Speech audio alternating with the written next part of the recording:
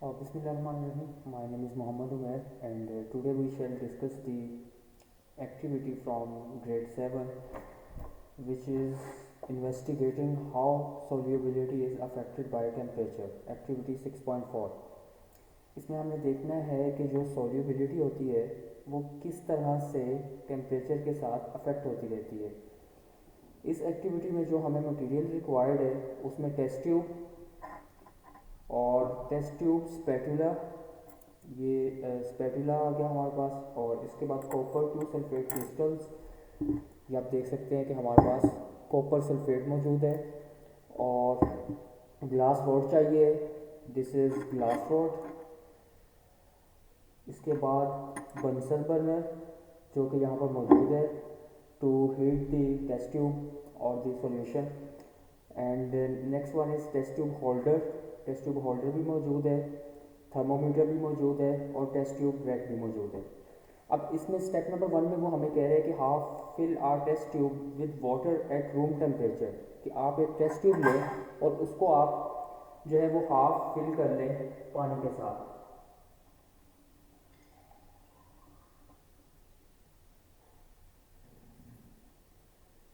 You can see कि हमने जो है वो टेस्ट ट्यूब को हाफ फिल कर लिया है विद वाटर।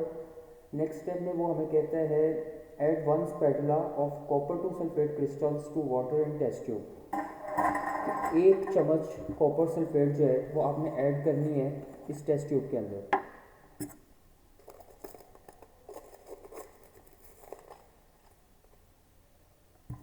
इसको ऐड करेंगे टेस्ट ट्यूब में।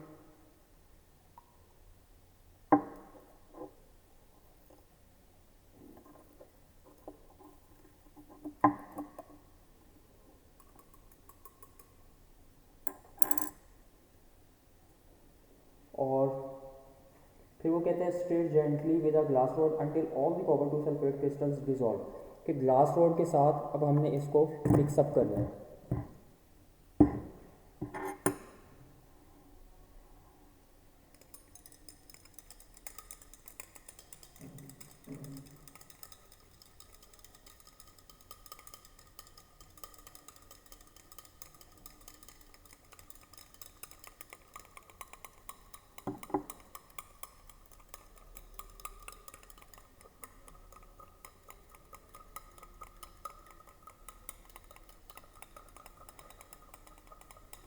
स्टूडेंट ये स्टेप नंबर 2 चल रहा है हमारा, जिसमें हमने वाटर ऐड करने के बाद टेस्ट ट्यूब में एक स्पून जो है वो ऐड किया है कॉपर टू सल्फेट क्रिस्टल्स, और अब हम इसको जो है वो अच्छी तरह से पानी में हल करवा रहे हैं।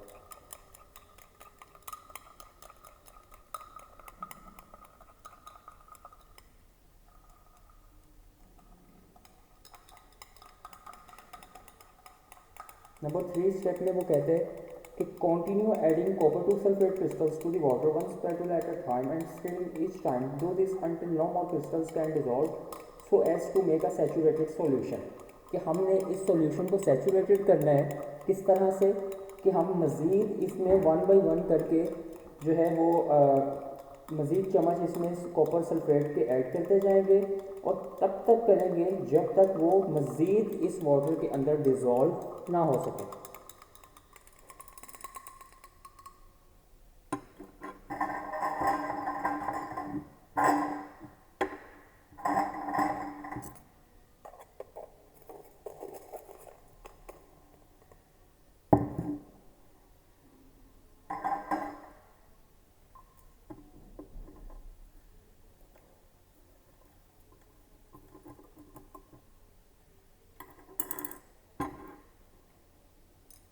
अब स्टूडेंट्स इसको अगेन जो है वो हम मिक्सअप करते रहेंगे, और साथ ही साथ मज़ीद कॉपर सल्फेट जो है वो इसमें हम ऐड करवाते रहेंगे सैचुरेशन पॉइंट तक, जब तक इसमें मज़ीद कॉपर टू सल्फेट जो है वो एडअप ना हो सके।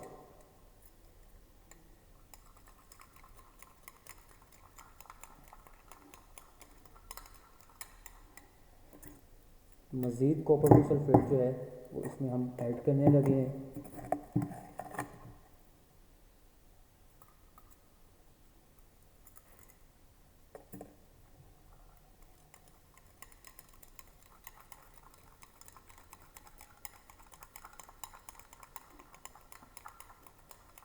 जी स्टूडेंट्स, नंबर 4 स्टेप जो है उसमें हमें कहा जा रहा है कि measure and record the temperature of the saturated copper two sulphate solution.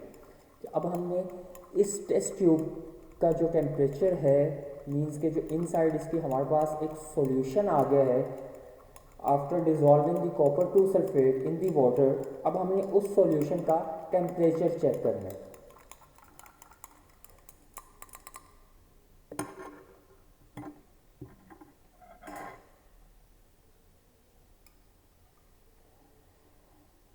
Thermometer की जो बॉटम साइड है उसको हम एंटर करवाएंगे इस टेस्ट ट्यूब के अंदर। अच्छा स्टूडेंट्स, मैं आपको ये बताता चलूँ कि इसकी जो बॉटम साइड है, inside the thermometer at the bottom point there is an liquid, और जो लिक्विड इसमें यूज़ होता है हमारे पास वो यूजुअली इथाइल अल्कोहल होता है। और इस लिक्विड की प्रॉपर्टी है कि ये हमें जो है वो किसी भी ऑब्जेक्ट का, किसी भी सॉल्यूशन का एक्यूरेट जो टेम्परेचर होता है वो बताता है। और जिस तरह बॉडी का टेम्परेचर जो है जितना ज़्यादा होगा उतना ही ज़्यादा ये जो इथाइल अल्कोहल का लेवल है वो राइज़ करता जाएगा। और जब ये लेवल राइज़ करेगा तो depending upon the scaling you can check the temperature of your desired thing. इसको अब हम ऐड करेंगे।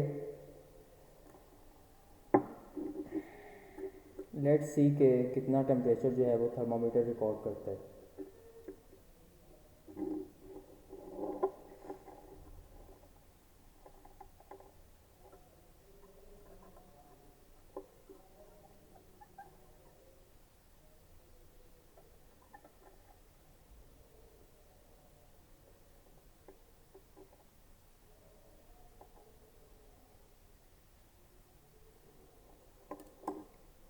जी स्टूडेंट्स, ये जो टेम्परेचर है मेरे पास, ये हमारे पास 10 डिग्री सेल्सियस आया है।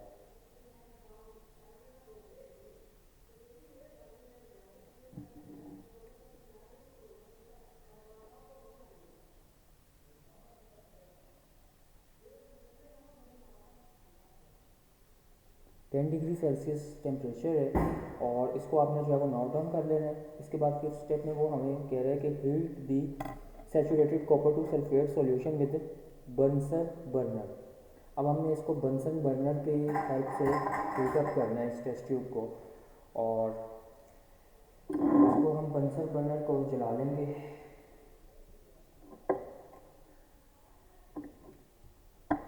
स्टूडेंट्स, ये प्रैक्टिकल करते हुए आपने जो सेफ्टी मेजर्स हैं उनका ख्याल रखना है ताकि कोई भी डैमेज ना हो।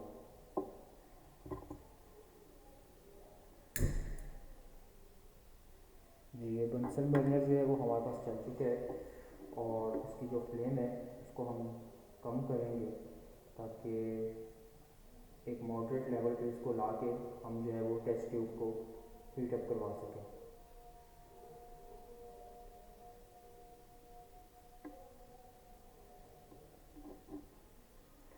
Okay, now we will heat up the test tube with the help of the Bunsen burner.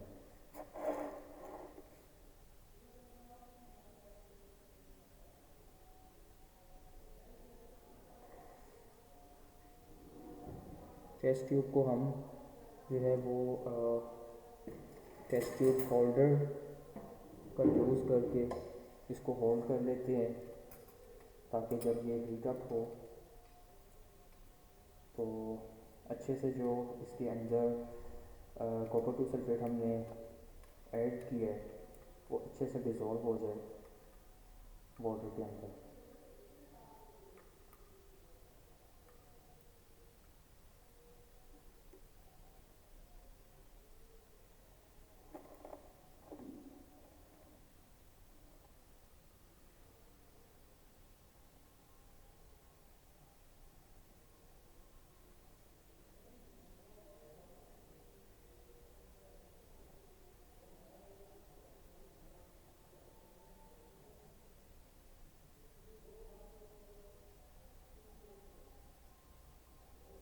इसको स्टूडेंट्स आपने जब हीट अप करना है तो इसको आपने जो है वो हीट दे के साथ ही साथ इसको शेक करते रहना है ताकि ये जो टेस्ट ट्यूब है ये ब्रेक ना हो।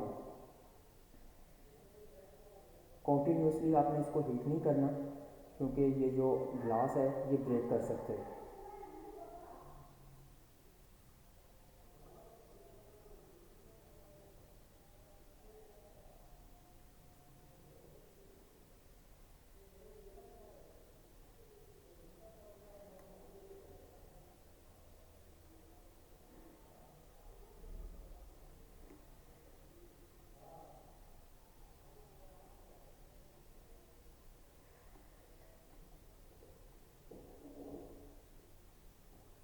जी स्टूडेंट्स, इसको मैं साथ साथ हीटअप कर रहा हूँ और इस ग्लास रॉड के थ्रू जो है वो मैं इस सॉल्यूशन को स्टे अप करता हूँ, ताकि जितना भी अंदर कॉपर टू सल्फेट मौजूद है वो इजीली डिज़ोल्व हो जाए।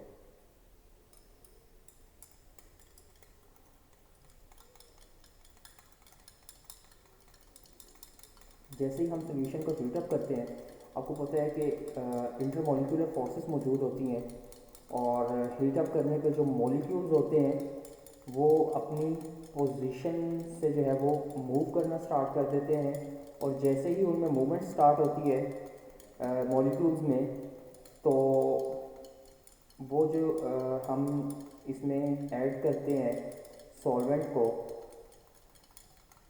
सॉल्यूट को, वो इसमें इजीली डिज़ोल्व हो सकते हैं। जैसे जैसे इसको हीटअप करते हैं, जो हमारे पास सेचुरेशन फॉर्म आई हुई थी पहले, उस फॉर्म से हट के ये लिक्विड जो है इसमें टेंडेंसी आ जाती है मज़ीद सोल्यूट को डिज़ोल्व करने की।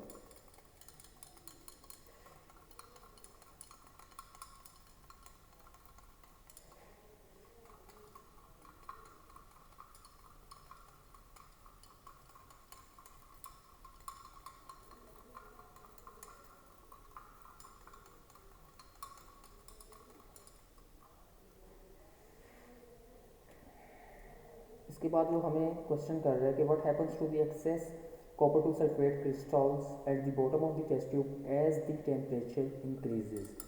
तो इसका आंसर स्टूडेंट्स ये होगा कि जो हमारे पास कॉपर टू सल्फेट क्रिस्टल्स हमारे पास बॉटम पर मौजूद थे, वो जैसे जैसे टेम्परेचर ने इंक्रीज़ किया, वो with the increase in the temperature and with the passage of time, वो सारे के सारे जो क्रिस्टल्स थे वो वाटर के अंदर डिज़ोल्व होना शुरू हो गए।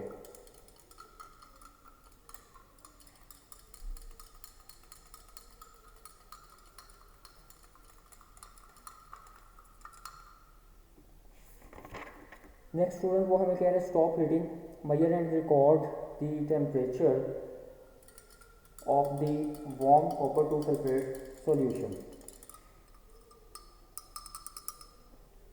Now we have to calculate the temperature after heating, और थर्मोमीटर को यूज़ करके हम इस सॉल्यूशन का जो टेम्परेचर है वो मेजर कर लेंगे।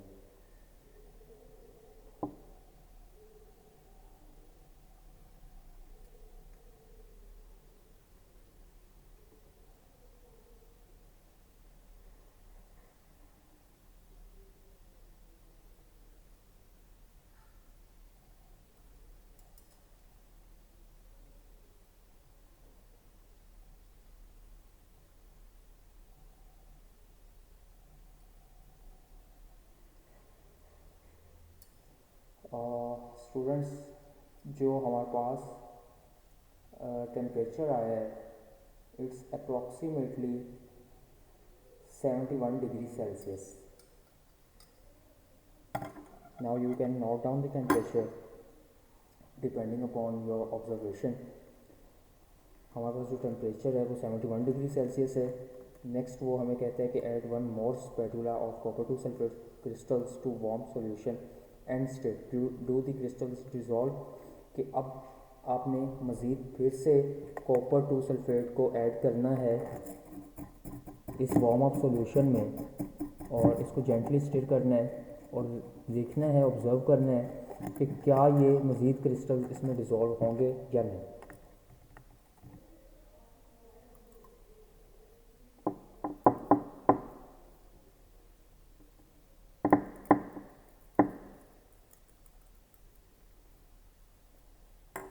जी, मैंने इसमें मज़ीद जो है वो कॉपर टू सल्फेट ऐड करवा दिया है और अब हम by using the glass rod इसको फिर से शेक करेंगे अच्छे से सॉल्यूशन को।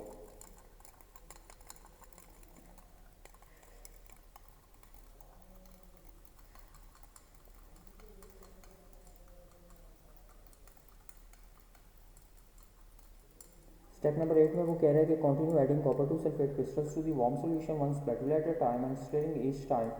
Do this until no more crystals can dissolve to make a warm saturated solution.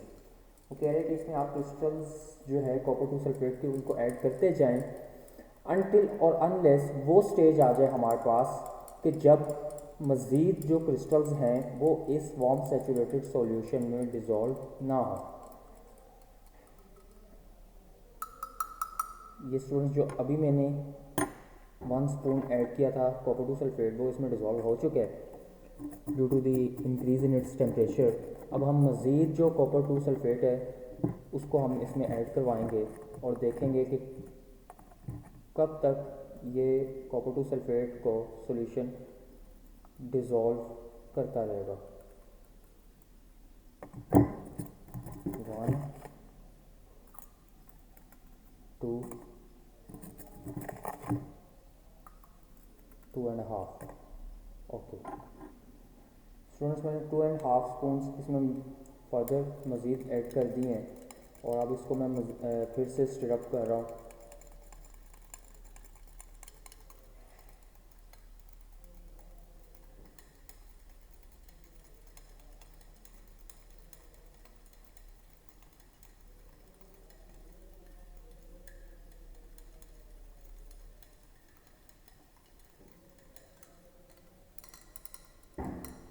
ये इसमें डिज़ोल्व हो चुके हैं। उसने हमें जो है वो कहा है कि आपने फर्दर इसमें ऐड करते जाना है। 1 2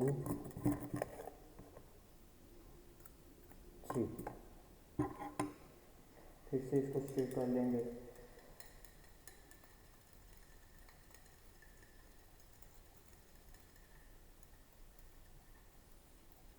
स्टूडेंट्स, अब वो स्टेज आ चुकी है कि जब मज़ीद इसमें कॉपर टू सल्फेट डिज़ोल्व नहीं हो सकता। स्टेप नंबर 9 में वो कहते हैं कि allow the warm saturated solution to cool in a test tube rack, कि इस वार्म सैचुरेटेड सॉल्यूशन को आप टेस्ट ट्यूब रैक में रखें।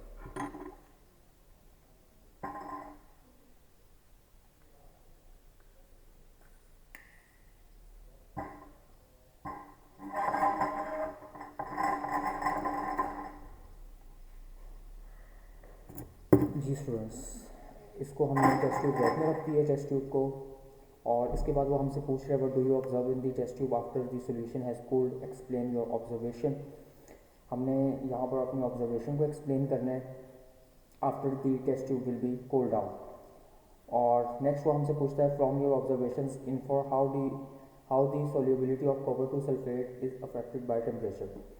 तो जितनी भी हमने ऑब्जर्वेशन इसमें किए हैं डिपेंडिंग अपॉन द ऑब्जर्वेशन, हमने ये कंक्लूड किया है कि टेम्परेचर के राइज करने की वजह से जो इंटरमोलिकुलर फोर्सेस हैं मॉलिक्यूल्स की,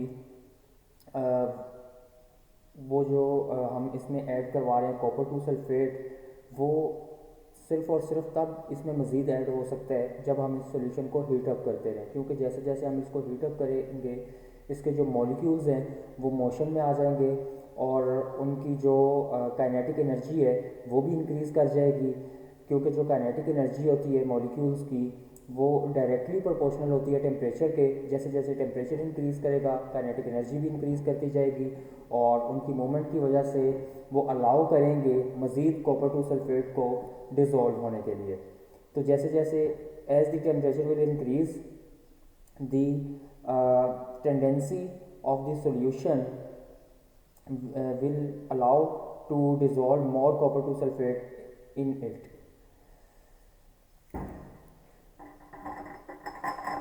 ये स्टूडेंट्स जो हमने टेस्ट ट्यूब को रखा है इस रैक में, इसमें अब हमारे पास जो है वो क्रिस्टल्स बनना शुरू हो जाएंगे, लेकिन वो जो क्रिस्टल्स हैं वो बॉटम पे बनेंगे।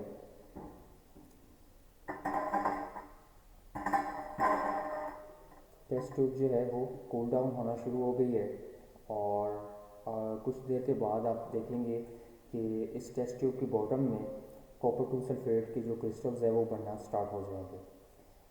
That was the experiment. Thank you so much for viewing. अल्लाह हाफिज़.